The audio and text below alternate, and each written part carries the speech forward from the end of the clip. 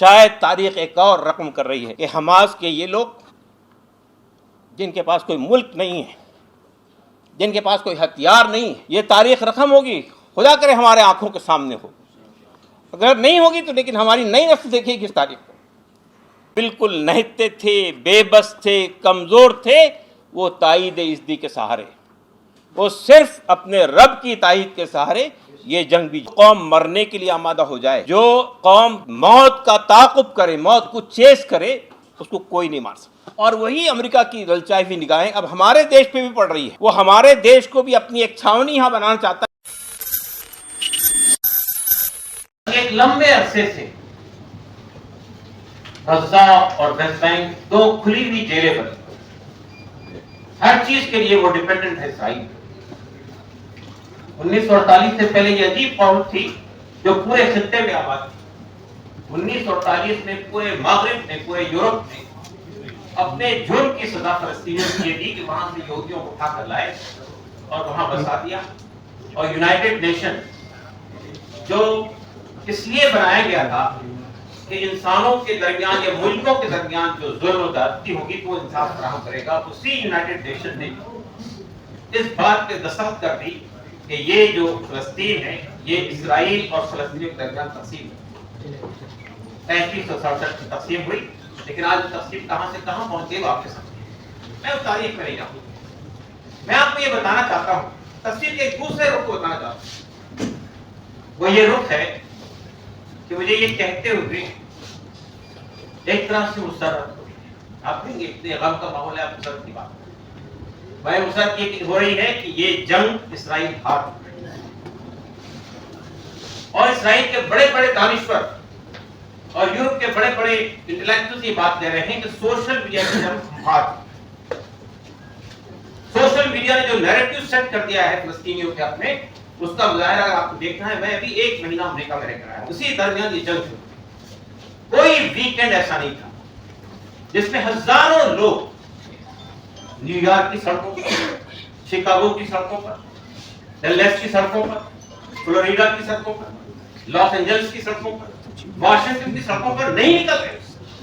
اس میں صرف فلسطینی نہیں تھے، اس میں صرف مسلمان نہیں تھے، اس میں کالے بھی تھے، اس میں گورے بھی تھے، اس میں امریکن بھی تھے، اس میں یہودی بھی تھے، یہودی بیبیز تھے، اور وہ کہہ رہے تھے فری فری فلسطین، یہی نام ہے۔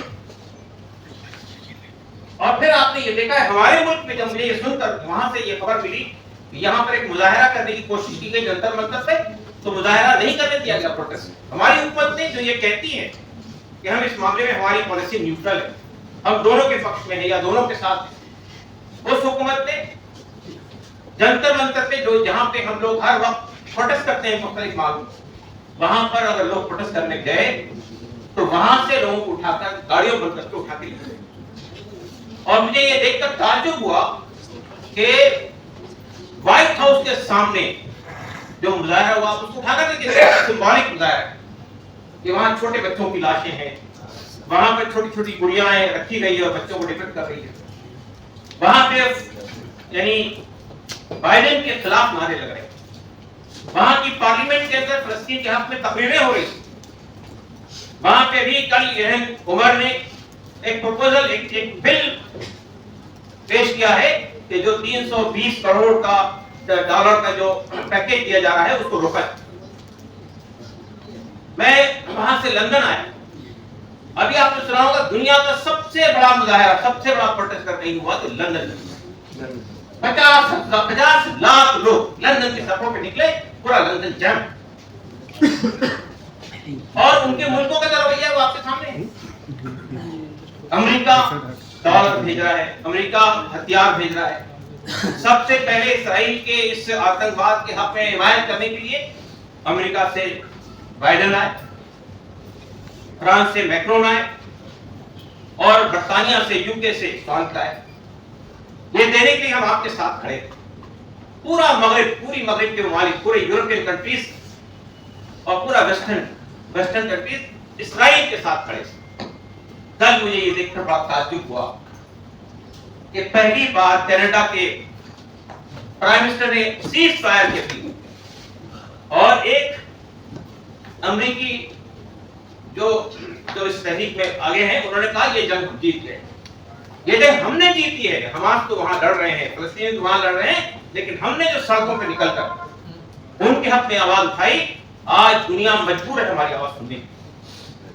امریکہ میں لوگ الگ اعلان یہ کہہ رہے ہیں کہ بائیڈن ہم تمہیں اگلی بار ووٹ نہیں دیں، اگلی بار ہمیں ووٹ نہیں دیں. یہ عوامی طاقت ہے. آج کی اس ڈیموکریسی میں سب سے بڑی طاقت عوام کی ہوتی ہے، حکومتوں کی طاقت نہیں ہوتی، ہتھیاروں کی طاقت کوئی طاقت نہیں ہوتی. اگر ہم باہر نکل کے آئے میدان میں، ہم نے یہ جنگ جیتی ہے ہندوستان نے 1947 میں ہتھیاروں سے نہیں جیتی. ہم نے نان وائلنس کی تحریک گاندھی نے چلائی تھی، اس ملک میں عوام نے چلائی تھی. کتنے لوگوں نے قربانیاں کی تھی اور اس کے نتیجے میں ہم نے یہ جنگ جیتی تھی. تو عوام کی طاقت کی اصل طاقت ہوتی ہے، پبلک کی طاقت کی اصل طاقت ہوتی ہے.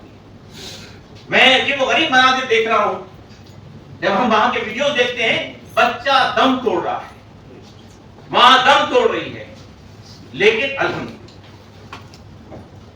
جو کچھ ہوا وہ ہم نے یہ جنگ لڑی ہے. ہم لڑ رہے ہیں اپنی آزادی کی لڑائی لڑ رہے ہیں، کسی کو پریشانی نہیں ہے.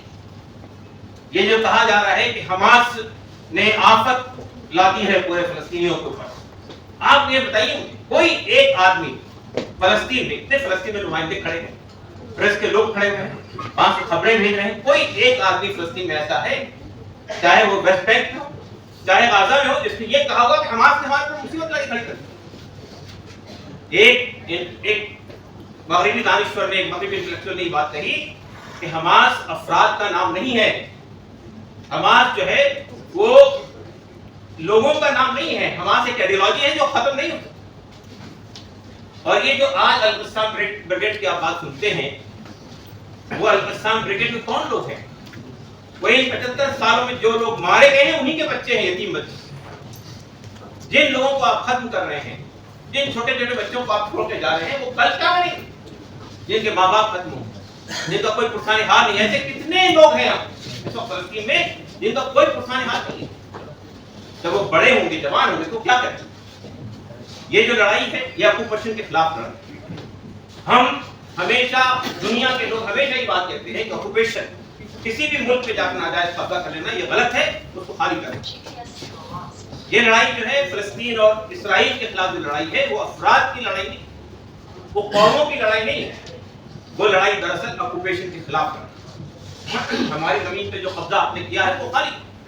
ہم نے کون سی لڑائی لڑی تھی برطانیہ کے خلاف؟ ہندوستان نے 1947 تک، اس سے پہلے 1857 سے لے کر 1947 تک جو جنگ لڑی ہے برطانیہ کے خلاف، کس بات کی لڑائی لڑی؟ کلونیلزم کے خلاف لڑائی لڑی نا. ہم نے آکوپیشن کے خلاف لڑائی لڑی. تو آج جو فلسطینی لڑائی لڑ رہے ہیں وہ آکوپیشن کے خلاف لڑائی لڑ رہے ہیں کہ ہمارے اوپر جو مسلط کر دیا گیا لاکھوں لوگوں کو آپ خالی کیجیے. جو لوگ باہر جائیں وہ باہر واپس جائیں، جو لوگ یہاں جو رہ رہے تھے 1948 سے پہلے وہ یہاں رہیں. آپ بتائیے یونائٹڈ نیشن کتنے ریزولوشن یونائٹڈ نیشن نے منظور کیے کون سے ایگریمنٹ کو؟ فائنلی سیکرٹری جنرل تقریر کر رہا ہے سیز فائر ہونا چاہیے، جنگ بند ہونی چاہیے، تو اسرائیل کہہ رہا ہے سیکرٹری جنرل کو ہٹاؤ یہاں سے. تو یونائٹڈ نیشن جو برانی اس کام کے لیے تھا کہ ملکوں کے درمیان جو تنازعات پیدا ہوں گے، جو ڈسپیوٹ پیدا ہوں گے، اس کو ریزالو کیا جائے گا. جب وہ بے بس ہو جائے، وہ ختم ہو جائے، تو اب یونائٹڈ نیشن کی مانیت کیا باقی رہے گی؟ ہم یہ سمجھتے ہیں نیتن یاہو ہو یا اسرائیل کے وہ لوگ جو جنگ لڑ رہے ہیں وہ وار کرائم کر رہے ہیں. آپ مجھے بتائیے یہ کہاں کا جسٹیفیکیشن ہے کہ آپ سیولینز کے اوپر میں بمبارڈمنٹ کر رہے ہیں اور کھنڈرات میں تبدیل کر رہے ہیں پوری زمین کو، اس کے بعد آپ یہ کہتے ہیں جنگ لڑ رہے ہیں؟ کون سی فوج آپ کے سامنے بتائیے. آپ جانتے ہیں کہ یہی امریکہ تھا جو عراق میں اس بہانے داخل ہوا تھا کہ صدام حسین نے WMD جمع کر دی، ویپنز آف ماس ڈسٹرکشن. کہاں جنگ ختم ہو گئی، عراق تباہ ہو گیا، امریکہ لوٹ گیا، وہ WMD کو کام نہیں. یہ جو بات کہہ رہے ہیں کہ یہ جو ہاسپٹلس ہیں اس کے نیچے حماس کے لوگ چھپے ہوئے ہیں، آپ نے ہاسپٹل کا قبضہ کر لیا، آپ نے ہاسپٹل کو کھنڈر بنا دیا، حماس کے کتنے لوگ ملے آپ کو؟ تو یہ جو بہانے ہیں، یہ جو ہم کو بیوقوف بنانے کی کوشش کی جا رہی کہ اسرائیل پہ ظلم ہوا، اور یہ بات یہ جو 7 اکتوبر کے جو حملے کو جسٹیفائی کیا جا رہا ہے، اس کی بنیاد پر جو ایکشن ہوا ہے اس کو جسٹیفائی کیا جا رہا ہے. 7 اکتوبر کا جو حملہ ہوا تھا، اس حملے کے بارے میں جو اب چیزیں چھن چھن کے آ رہی ہیں یہ بتایا گیا کہ جو لوگ مارے گئے پہلے 1400 لوگ بتائے گئے، اب کہا جا رہا ہے کہ 1200 لوگ، اور یہ بتایا جا رہا ہے کہ اس وقت جو میزائل داغے گئے تھے اس کو کاؤنٹر کرنے کے لیے جو ہیلی کاپٹر چلائے گئے تھے، ان ہیلی کاپٹر سے ان کو مارا۔ میں اس تفصیل میں نہیں جانتا ہوں کہ ہمارے پاس کوئی اور راستہ نہیں ہے کہ وہاں سے خبریں مل جائیں، لیکن جو اسرائیل اتنا جھوٹ بولتا ہے، جس کے بھی چند مثالیں ہمارے قرآن جی نے دی ہیں، جو اسرائیل اتنا جھوٹ بولتا ہے، وہ 7 اکتوبر جس کو بنیاد بنا کر اس نے یہ جو قتل عام کیا ہے، جو بربادی کی فلسطین کی، وہ اس کو جھوٹی طور پہ اس کو پیش کیا جائے گا۔ اس میں کیا شک ہے ہم لوگ؟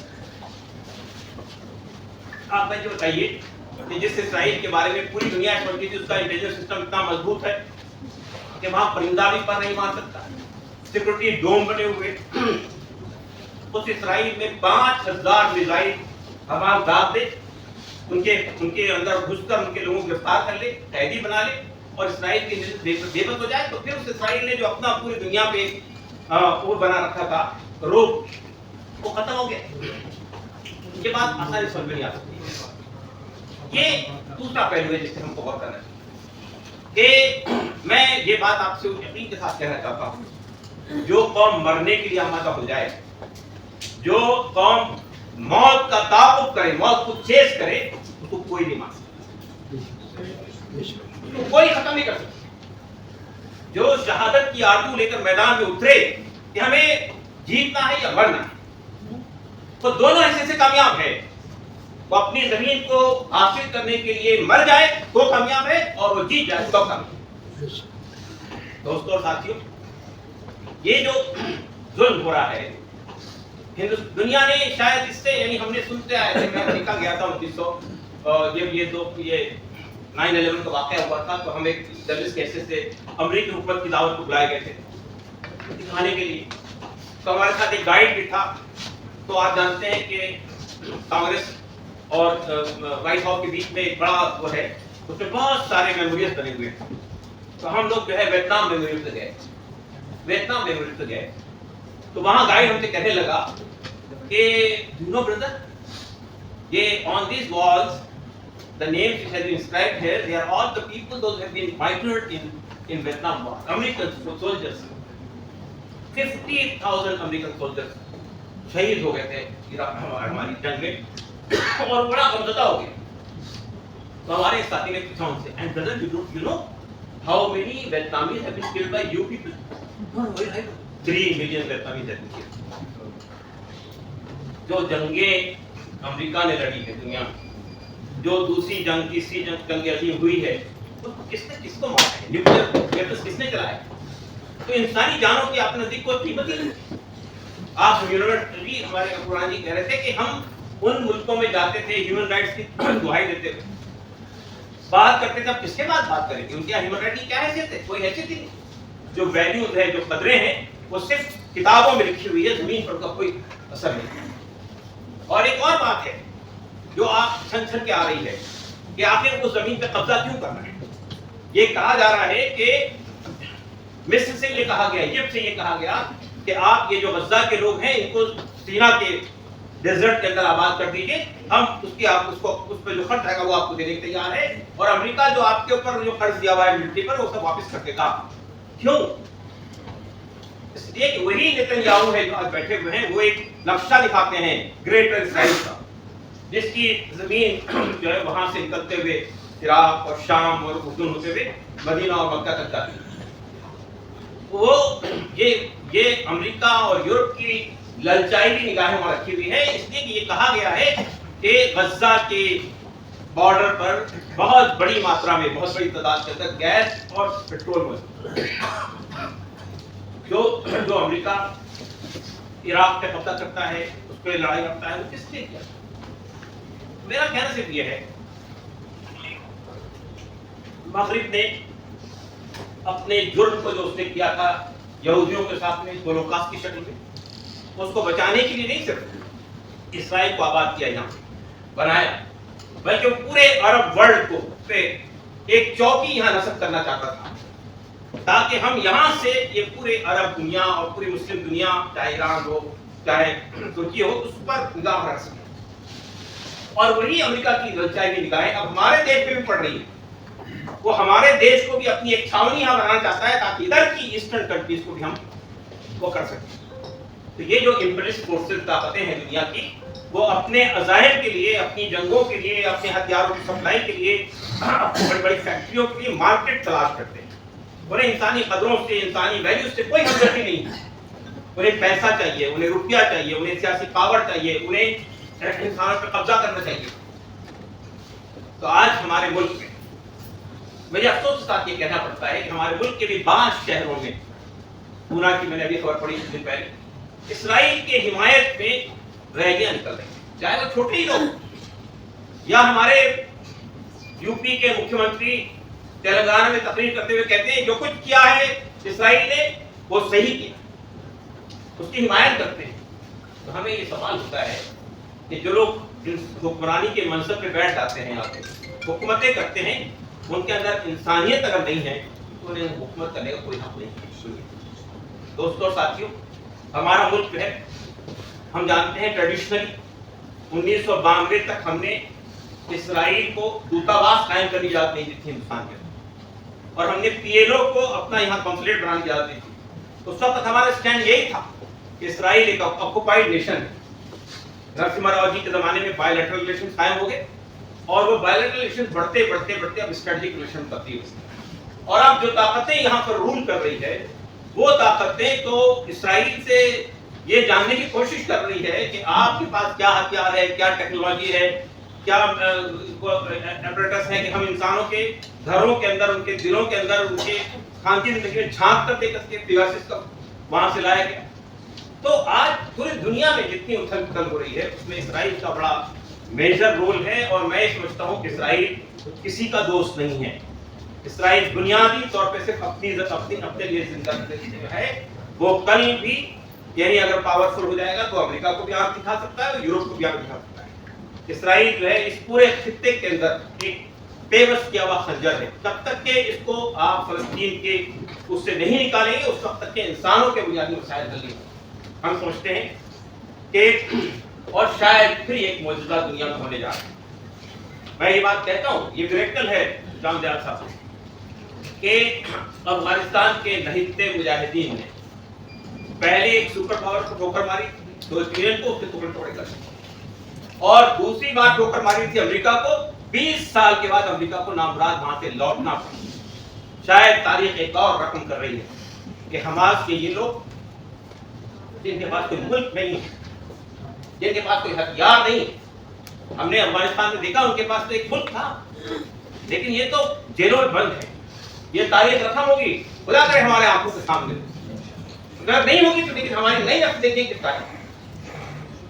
یہ ان لوگ نے جو جن کے پاس کوئی سامان نہیں تھا، جو بے آسرا تھے، دنیا بھی ان کو مدد نہیں آ رہی تھی. مجھے افسوس کے ساتھ یہ کہنا پڑتا ہے کہ عرب ممالک جو اس کی اسرائیل کی چیرہ دستیوں سے محفوظ نہیں ہے. 1967 میں کیا ہوا، 1974 میں کیا ہوا ہمارے سامنے، شام سیریا میں کیا ہو رہا ہے وہ ہمارے سامنے. لیکن آپ جانتے ہیں کہ عرب لیگ کے ابھی جو اجلاس ہوا تھا اس میں ایک قرارداد، ایک ریزولوشن پیش کیا گیا تھا جس میں یہ کہا گیا تھا کہ ہم امریکہ کے اڈے بند کر دیں، یہاں پہ عربوں کے علاقوں سے یہاں سے ہم تیل بیچنا بند کر دیں. یہ کہا گیا تھا کہ ہم جو ہے اسرائیل کی جو اڑانیں جاتی ہے ہمارے اوپر سے وہ اس کی آنا جانا پہ پابندی لگا دیں. اسی طرح کی 4 باتیں تھی. اس کو کس نے، اس کو سعودی عرب نے ویٹو کر دیا، اس کو بحرین نے ویٹو کر دیا، اس کو یو اے ای نے ویٹو کر دیا، اور اسے جو ہے براکٹ سے ویٹو. اور ایک باؤنڈری سے قرارداد منظوری سے ایکسپائر ہونا چاہیے اور ہیومینیٹیرین ایڈ جانے کا راستہ ملنا چاہیے. میں یہ کہنا چاہتا ہوں کہ تاریخ ایک اور تاریخ رقم ہو رہی ہے کہ جو لوگ بالکل نہتے تھے، بے بس تھے، کمزور تھے، وہ تائید عزتی کے سہارے، وہ صرف اپنے رب کی تائید کے سہارے یہ جنگ بھی جیتے گے انشاءاللہ.